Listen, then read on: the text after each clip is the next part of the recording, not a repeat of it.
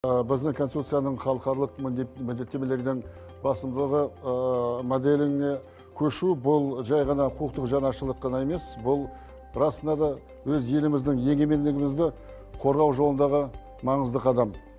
Барлық сыртқы келісімдер ұлттық мүдделерге сай екеніне қатаң бақылаудан өтуге тиіс. Бүгінде жаһандық саясатта халықаралық құқық жүйе әлсіреп, оның орнына мықтылығының қуығы деген пайда болып отыр. Сол себептен Қазақстан ең алдымен ұлттық мүддесіне, өзінің негіз заңына арқа сүйеу керек. Ақ жол демократиялық партиясының бұл мәселе бойынша ұстанымы нық. Халықаралық келісім шарттарды ратификаттауға дейін тексеру құзыреті Конституциялық соттың рөлін күшейтеді және мемлекеттік мүддемізді бұзуға жол бермейтін талап.